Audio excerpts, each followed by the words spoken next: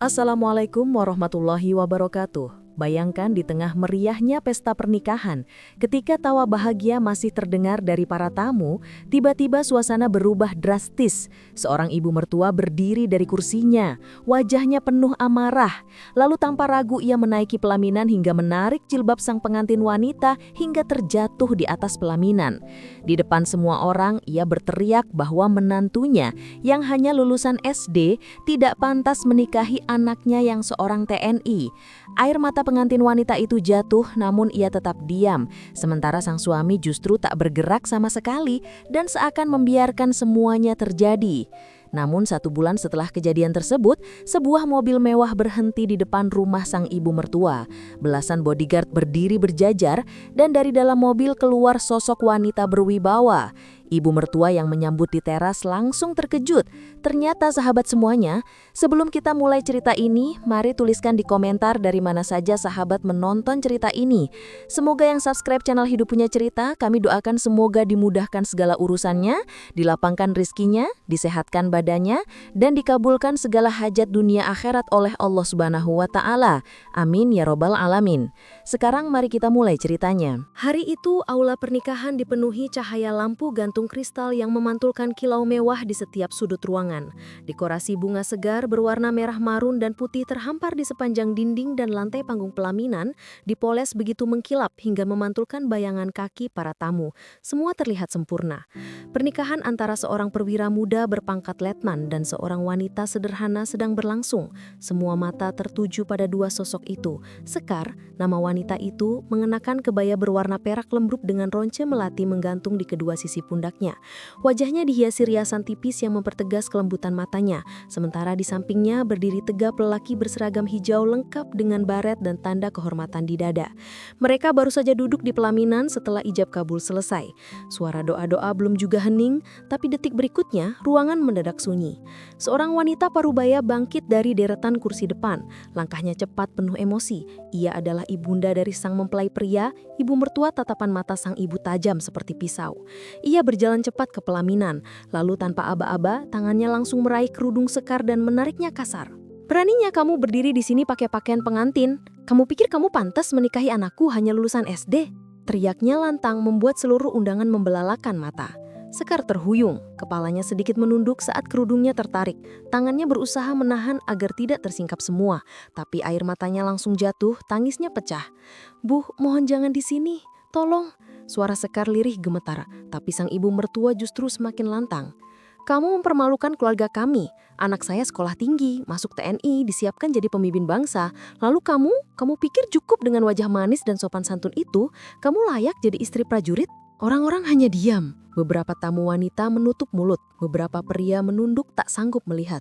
Yang paling menyakitkan, suaminya tidak berbuat apa-apa, hanya berdiri di samping Sekar dengan wajah bingung. Tidak membela, tidak menegur ibunya, bahkan tak menatap istrinya yang sedang terhina. Sekar perlahan duduk kembali, memeluk tubuhnya sendiri berusaha menahan isak, tapi suara teriakan itu bergema di seluruh aula seperti pisau yang terus mengiris harga dirinya. Ibu mertua itu kemudian kembali ke tempat duduknya dengan wajar bangga, sementara suasana pernikahan berubah seperti pemakaman.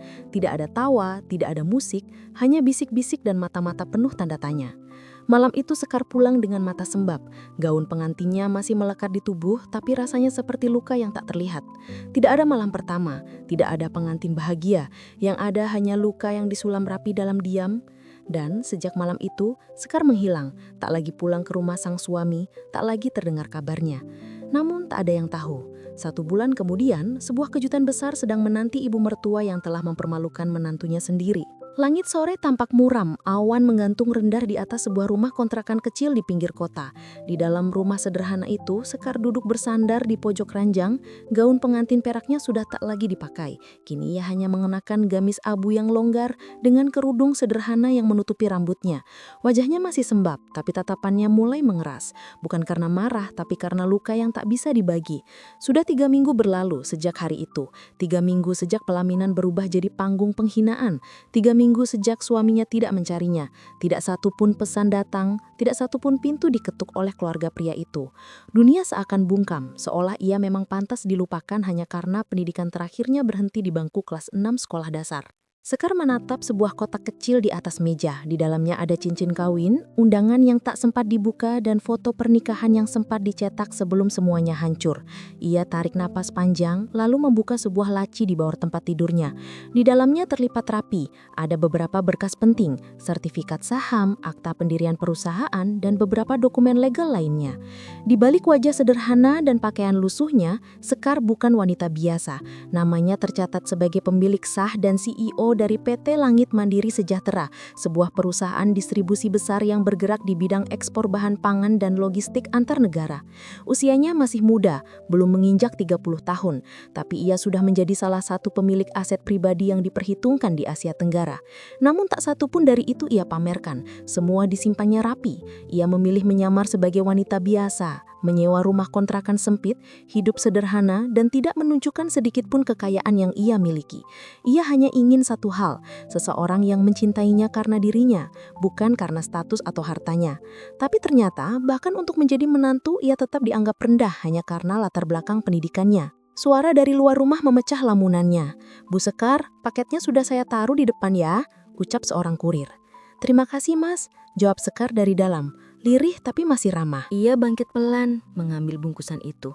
Tapi saat membuka pintu, ia melihat sosok yang sangat dikenalnya, berdiri tidak jauh dari pagar. Wajah itu wajah yang sempat ia nantikan dengan rindu. Tapi kini hanya membangkitkan luka. Sang suami Letnan Andra berdiri dengan seragam lengkap, tapi bukan untuk meminta maaf. Tatapannya ragu dan tangan kirinya menggenggam sesuatu. Selembar amplop putih. "Aku hanya ingin mengantar surat ini," katanya datar. Sekar menerima surat itu tanpa ekspresi. Ia tidak bertanya, tidak bicara banyak. Ia hanya membaca isi surat itu di ruang tamunya. Sementara sang pria sudah pergi tanpa menunggu jawaban. Surat itu surat perceraian. Malam itu hujan turun pelan. Tidak ada suara tangis dari Sekar. Tidak ada kemarahan. Ia hanya duduk di kursi rotan rumah kecilnya dengan secangkir teh dingin yang tidak disentuh. Di depannya, surat itu tergeletak. Matanya menatap kosong ke dinding. Tapi, di sudut ruang ponsel miliknya menyala. Notifikasi masuk, sebuah pesan dari sekretaris pribadinya. "Bu, rapat pemegang saham besar diadakan pekan depan. Semua investor luar negeri siap hadir langsung. Harap ibu hadir sebagai CEO." Sekar membaca pesan itu lama. Lalu ia menekan tombol balas. "Tunda 1 minggu lagi. Aku akan hadir dan setelah itu, aku akan menyelesaikan semuanya." Tatapannya berubah. Bukan lagi tatapan seorang wanita yang terluka, tapi tatapan pemilik kekuatan yang siap berdiri kembali. Pagi itu, rumah sederhana yang selama sebulan terakhir menjadi tempat perlindungan bagi Zar mulai tampak kosong. Kardus-kardus tertumpuk di sudut ruangan. Sebagian barang sudah dibungkus rapi. Satu persatu kenangan disimpan kembali. Bukan untuk dilupakan, tapi untuk dijadikan pijakan. Sekar berdiri di depan cermin kecil. Ia mengenakan kemeja panjang putih gading dan rok panjang hitam yang sederhana. Tapi raut wajahnya kini berbeda. Tidak ada lagi tangis di mata itu. Tidak ada ragu. Yang tersisa hanya ketenangan seorang perempuan yang siap melangkah dengan kepalanya tegak. Ponselnya bergetar. Pesan dari tim pengacaranya masuk. "Semua surat sah. Rumah mertuamu resmi dibeli atas nama Anda kemarin siang. Tim kami sudah mengurus pemindahan pemilikan. Apakah Anda ingin segera memberitahu mereka?" Sekar tidak langsung membalas. Ia melipat ponsel itu perlahan, lalu berjalan ke meja. Di sana, sebuah undangan elegan berwarna hitam dan emas sudah tertulis dengan jelas. "Kepada Yakatu, Ibu Widarti dan keluarga. Undangan resmi dari perusahaan Langit Mandiri Sejahtera." Sekar mengambil map hitam, memasukkan undangan itu, dan memanggil seorang pengemudi kepercayaan yang telah menunggunya sejak subuh. "Antar ke mak saya. Jangan bicara apapun. Cukup serahkan saja langsung ke tangan wanita itu," ucap Sekar. "Siap, Bu." Sementara itu, di rumah besar di kawasan elit perumahan tentara, Ibu Widarti sedang duduk santai di sofa sambil membaca majalah. Wajahnya tampak segar. Ia sudah mulai melupakan tragedi di pelaminan itu. Bahkan dengan bangga, ia sering menceritakan kepada tetangganya bahwa anaknya telah menggugat cerai wanita kampung lulusan SD. Ketika bel pagar berbunyi, Salah satu pembantu membukakan pintu. "Bu, ada pria yang ingin mengantarkan surat. Katanya harus diserahkan langsung." Dengan malas, Ibu Widarti keluar ke teras. Tapi saat menerima map hitam itu, matanya langsung menyipit curiga. Ia buka perlahan. Undangan itu membuat alisnya mengerut. Logo perusahaan besar terpampang di sudut kanan. Nama pemilik tertulis jelas, Sekar Ayu Larasati. Undangan rapat umum pemegang saham, CEO. Gumamnya pelan. Jantungnya berdebar. Ia duduk kembali dengan nafas mulai tidak teratur lalu membuka ponselnya dan mencari informasi tentang nama perusahaan itu. Beberapa detik kemudian, matanya membelalak. Salah satu wanita termuda pemilik aset di Asia Tenggara. Sekar Ayu Larasati dikenal misterius dan rendah hati. Sering menyamar menjadi masyarakat biasa demi menemukan kejujuran di sekelilingnya. Tangannya gemetar. Wajahnya memucat. Ia berdiri terburu-buru mencari kunci mobil. Bergegas menuju kamar Andra, anaknya. "Andra, ini benar dia wanita yang kamu nikahi itu. Dia CEO perusahaan miliaran. Kenapa kamu tidak tahu?" Andra yang sedang bersiap ke kantor langsung berdiri. Ia membaca surat itu lama. Wajahnya menegang. Tangan kirinya mengepal. Bibirnya bergetar. Itu surat rapat pemegang saham. Nama dia di situ. Ibu Widarti tak menjawab. Ia hanya menatap anaknya. Perlahan-lahan mulai memahami betapa besar kesalahan yang telah mereka buat. Tapi semuanya sudah terlambat. Karena wanita yang mereka hina di pelaminan itu kini mengundang mereka secara resmi, bukan sebagai mantan istri, tapi sebagai pemilik kuasa. Gedung pencakar langit yang menjulang di jantung kota Jakarta berdiri megah dengan dinding kaca yang memantulkan langit biru. Di puncaknya, lantai 32, terdapat ruang rapat utama milik PT Langit Mandiri Sejahtera. Sebuah ruangan luas dengan meja kayu panjang dikelilingi kursi-kursi eksekutif berbalut kulit hitam. Di dinding depannya terpasang layar besar yang menampilkan logo perusahaan. Hari itu, puluhan petinggi perusahaan dari berbagai negara sudah hadir. Pria-pria berdasi dengan koper kerja di tangan, wanita-wanita karir dengan kemeja elegan. Semua berdiri menyambut, tapi belum ada yang duduk. Sebab pemilik rapat belum datang, dan hanya sedikit dari mereka yang tahu siapa pemilik sejatinya. Beberapa menit kemudian, lift terbuka. Langkah kaki terdengar perlahan. Suara sepatu hak yang mantap bergema di lantai marmer. Semua kepala menoleh serempak. Di hadapan mereka berdiri seorang wanita dengan pakaian resmi serba hitam dan putih. Wajah tenang, mata tajam, dan senyum yang nyaris tak terlihat. Rambutnya terselip rapi dalam kerudung abu muda. Ia berjalan tegak ke arah kursi utama di ujung meja panjang itu. Seketika semua orang berdiri memberi hormat. "Selamat datang Ibu Sekar Ayu Larasati," ucap salah satu direktur keuangan dari Singapura. Sekar mengangguk pelan. Ia duduk di kursi utama lalu meletakkan map kulit di atas meja. "Mohon maaf, saya harus menyelesaikan satu urusan kecil sebelum saya datang ke sini sebagai diri saya yang sebenarnya," katanya tenang. Seluruh rapat pun pulih. Agenda demi agenda dilaporkan. Proyek-proyek miliaran rupiah dibahas. Ia bangkit pelan mengambil bungkusan itu. Tapi saat membuka pintu, ia melihat sosok yang sangat dikenalnya berdiri tidak jauh dari pagar. Wajah itu wajah yang sempat ia nantikan dengan rindu, tapi kini hanya membangkitkan luka. Sang suami Letnan Andra berdiri dengan seragam lengkap, tapi bukan untuk meminta maaf. Tatapannya ragu dan tangan kirinya menggenggam sesuatu. Selembar amplop putih. "Aku hanya ingin mengantar surat ini," katanya datar. Sekar menerima surat itu tanpa ekspresi. Ia tidak bertanya, tidak bicara banyak. Ia hanya membaca isi surat itu di ruang tamunya. Sementara sang pria sudah pergi tanpa menunggu jawaban. Surat itu surat perceraian.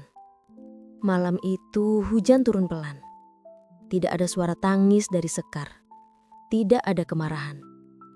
Ia hanya duduk di kursi rotan rumah kecilnya dengan secangkir teh dingin yang tidak disentuh. Di depannya, surat itu tergeletak. Matanya menatap kosong ke dinding. Tapi di sudut ruang ponsel miliknya menyala. Notifikasi masuk, sebuah pesan dari sekretaris pribadinya. "Bu, rapat pemegang saham besar diadakan pekan depan. Semua investor luar negeri siap hadir langsung. Harap ibu hadir sebagai CEO. Sekar membaca pesan itu lama. Lalu ia menekan tombol balas. Tunda 1 minggu lagi. Aku akan hadir dan setelah itu aku akan menyelesaikan semuanya. Tatapannya berubah. Bukan lagi tatapan seorang wanita yang terluka, tapi tatapan pemilik kekuatan yang siap berdiri kembali. Pagi itu, rumah sederhana yang selama sebulan terakhir menjadi tempat perlindungan bagi Zar mulai tampak kosong. Kardus-kardus tertumpuk di sudut ruangan. Sebagian barang sudah dibungkus rapi. Satu persatu kenangan disimpan kembali. Bukan untuk dilupakan, tapi untuk dijadikan pijakan. Sekar berdiri di depan cermin kecil. Ia mengenakan kemeja panjang putih gading dan rok panjang hitam yang sederhana. Tapi raut wajahnya kini berbeda. Tidak ada lagi tangis di mata itu. Tidak ada ragu. Yang tersisa hanya ketenangan seorang perempuan yang siap melangkah dengan kepalanya tegak. Ponselnya bergetar. Pesan dari tim pengacaranya masuk. Semua surat sah. Rumah mertuamu resmi dibeli atas nama Anda kemarin siang. Tim kami sudah mengurus pemindahan kepemilikan. Apakah Anda ingin segera memberitahu mereka? Sekar tidak langsung membalas. Ia melipat ponsel itu perlahan, lalu berjalan ke meja. Di sana, sebuah undangan elegan berwarna hitam dan emas sudah tertulis dengan jelas. Kepada Yakatu, Ibu Widarti dan keluarga. Undangan resmi dari perusahaan Langit Mandiri Sejahtera. Sekar mengambil map hitam, memasukkan undangan itu, dan memanggil seorang pengemudi kepercayaan yang telah menunggunya sejak subuh. Antar ke mak saya, jangan bicara apapun, cukup serahkan saja langsung ke tangan wanita itu, ucap Sekar. Siap, Bu. Sementara itu, di rumah besar di kawasan elit perumahan tentara, Ibu Widarti sedang duduk santai di sofa sambil membaca majalah. Wajahnya tampak segar. Ia sudah mulai melupakan tragedi di pelaminan itu. Bahkan dengan bangga, ia sering menceritakan kepada tetangganya bahwa anaknya telah menggugat cerai wanita kampung lulusan SD. Ketika bel pagar berbunyi, salah satu pembantu membukakan pintu. Bu, ada pria yang ingin mengantarkan surat. Katanya harus diserahkan langsung. Dengan malas, Ibu Widarti keluar ke teras. Tapi saat menerima map hitam itu, matanya langsung menyipit curiga. Ia buka perlahan. Undangan itu membuat alisnya mengerut. Logo perusahaan besar terpampang di sudut kanan. Nama pemilik tertulis jelas, Sekar Ayu Larasati. Undangan rapat umum pemegang saham. CEO. Gumamnya pelan. Jantungnya berdebar. Ia duduk kembali dengan nafas mulai tidak teratur lalu membuka ponselnya. Dan mencari informasi tentang nama perusahaan itu. Beberapa detik kemudian, matanya membelalak. Salah satu wanita termuda pemilik aset di Asia Tenggara. Sekar Ayu Larasati dikenal misterius dan rendah hati. Sering menyamar menjadi masyarakat biasa demi menemukan kejujuran di sekelilingnya. Tangannya gemetar. Wajahnya memucat. Ia berdiri terburu-buru mencari kunci mobil. Bergegas menuju kamar Andra, anaknya. Andra, ini benar dia wanita yang kamu nikahi itu. Dia CEO perusahaan miliaran. Kenapa kamu tidak tahu? Andra yang sedang bersiap ke kantor langsung berdiri. Ia membaca surat itu lama. Wajahnya menegang. Tangan kirinya mengepal.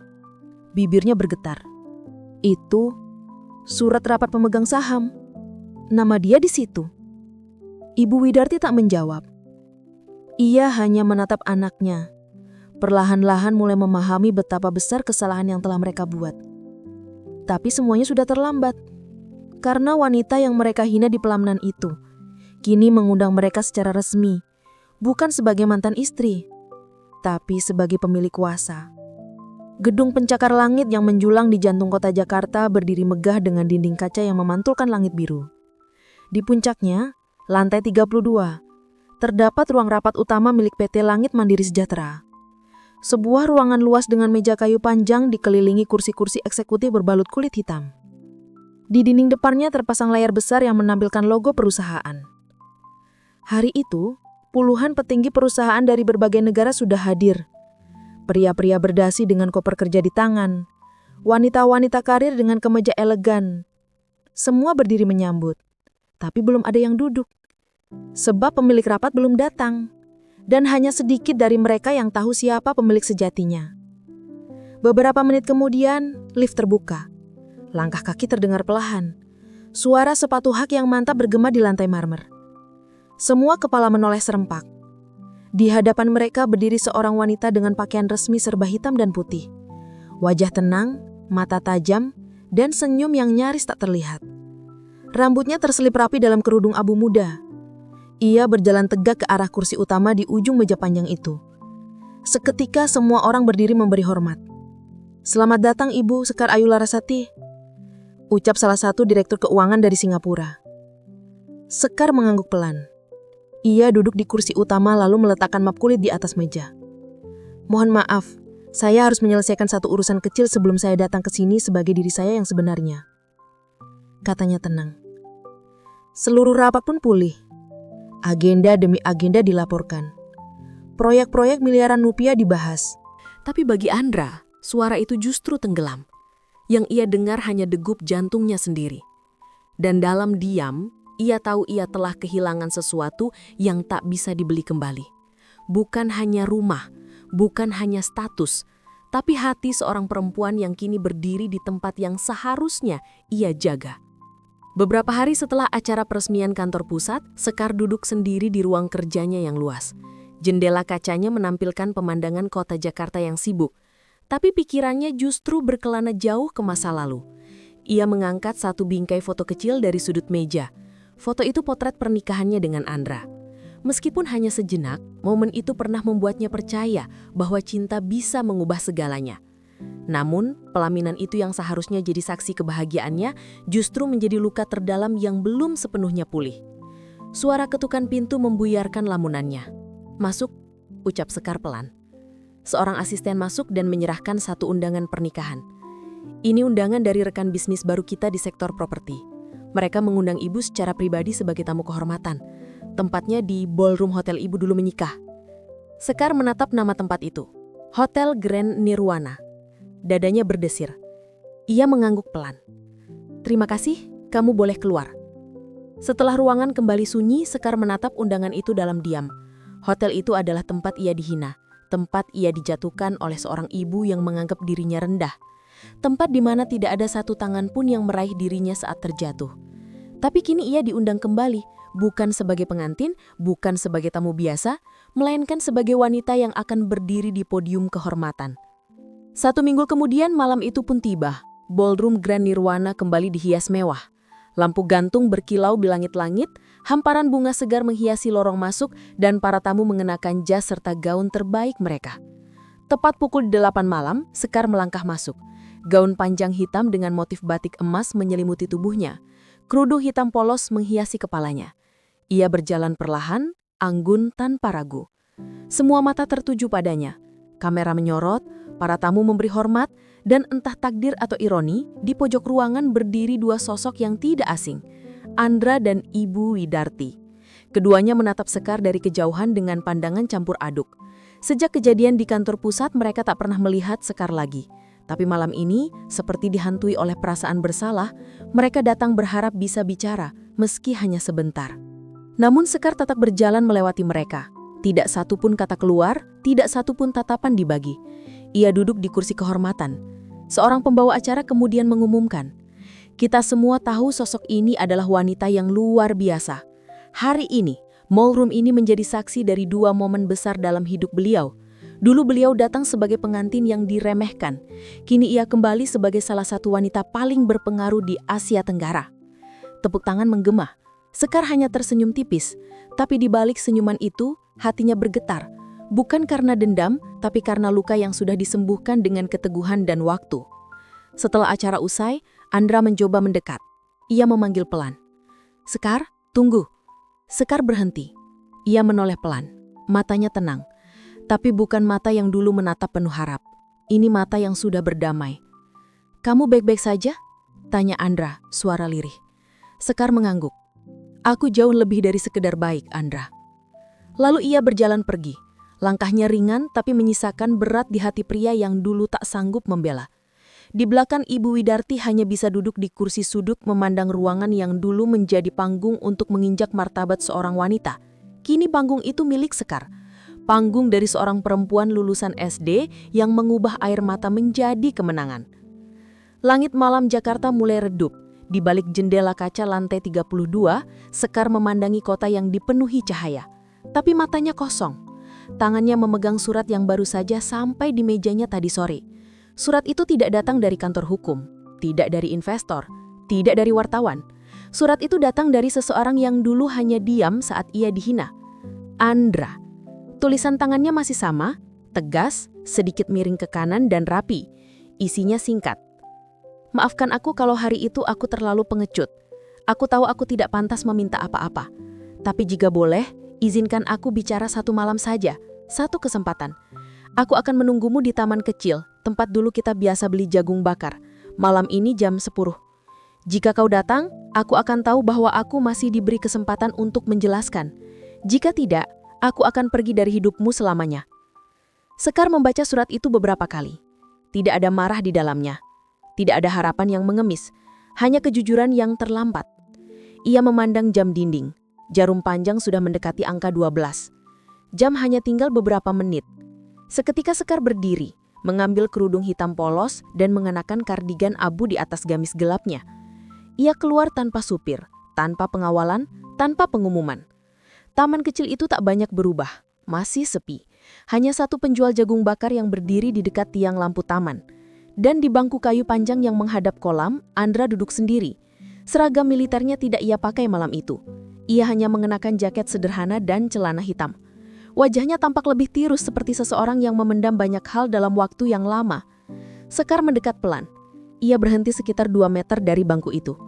Andra menoleh, matanya terbelalak. Seolah tak percaya wanita itu benar-benar datang. "Terima kasih sudah datang," ucap Andra lirih. Sekar tidak menjawab. Ia hanya berdiri membiarkan Andra bicara. "Aku tidak datang untuk minta kamu kembali. Aku tahu kamu sudah terlalu jauh melangkah. Dan aku terlalu diam ketika seharusnya aku berdiri untukmu." Andra menarik nafas. "Aku tidak takut melawan musuh negara. Tapi aku takut menghadapi ibuku sendiri.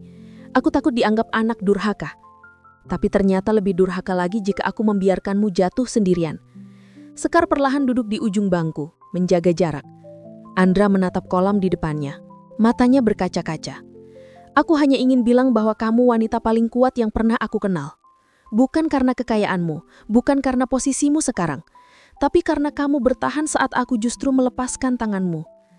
Sekar akhirnya bicara, suaranya tenang. "Aku tidak pernah butuh kamu jadi pahlawan, Andra. Aku hanya butuh kamu berdiri di sampingku ketika dunia menjatuhkanku.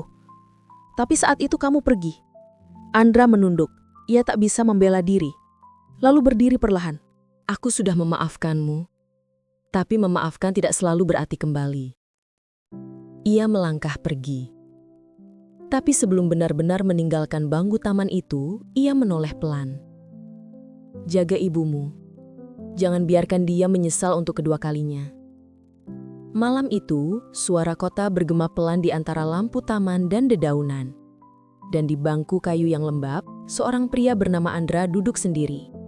Bukan sebagai tentara nasional Indonesia, bukan sebagai suami, tapi sebagai lelaki yang akhirnya belajar arti kehilangan. Sebulan berlalu sejak pertemuan itu di taman. Sekar kembali sibuk di kantornya. Namun, ada sesuatu yang berbeda. Senyumnya kini lebih tulus, geraknya lebih ringan. Ia seperti telah melepaskan beban besar yang selama ini tertahan dalam dadanya. Sore itu, Sekar memutuskan pulang lebih awal, tapi bukan ke apartemen mewahnya. Ia memutar arah mobil ke sebuah lokasi baru, sebuah rumah kecil di pinggir kota, hasil renovasi dari rumah kontrakan lama yang dulu menjadi tempat ia bersembunyi setelah tragedi pelaminan. Rumah itu kini berdiri sederhana, tapi indah. Dindingnya dicat putih susu dengan pagar kayu kecil dan taman kecil di sampingnya. Disinilah ia memulai segalanya, dan disinilah ia ingin kembali menyusun hidup. Bukan sebagai CEO, tapi sebagai perempuan biasa yang tetap tahu arah pulangnya. Saat membuka pintu, aroma kayu dan melati menyambutnya. Ia menaruh tas di meja makan, lalu membuka jendela lebar-lebar. Angin sore masuk membawa suara anak-anak kecil bermain dari kejauhan. Tak ada suara deru mobil mewah, tak ada notifikasi dari ponsel. Hanya kesunyian yang damai. Sekar berjalan ke rak buku kecil di sudut ruangan. Di antara tumpukan buku bisnis dan manajemen, ia menarik satu kotak kayu kecil yang pernah ia simpan sejak dulu. Isinya satu jilbab putih, jilbab yang ditarik paksa di hari pernikahannya. Ia menatapnya lama, lalu dengan tenang, ia melipatnya kembali dan meletakkannya di atas meja. Detik berikutnya, bel rumah berbunyi. Sekar membuka pintu. Seorang wanita tua berdiri di depan pagar. Tubuhnya agak membungkuk, matanya sembab dan di tangannya tergenggam plastik berisi bungkusan kecil. "Ibu Widarti," ucap Sekar pelan. Wanita itu mengangguk perlahan. "Boleh saya masuk sebentar?" Sekar tak langsung menjawab, tapi akhirnya membuka pagar dan mempersilahkannya masuk. Mereka duduk di ruang tamu yang hangat. Ibu Widarti mengeluarkan bungkusan dari plastik itu, kue lapis buatan sendiri. "Saya dulu pernah bilang kamu gak pantas, bahwa kamu cuma lulusan SD. Tapi ternyata saya yang paling tidak pantas karena saya tidak pernah belajar menjadi manusia yang tahu caranya menghargai," ucap Ibu Widarti dengan suara parau.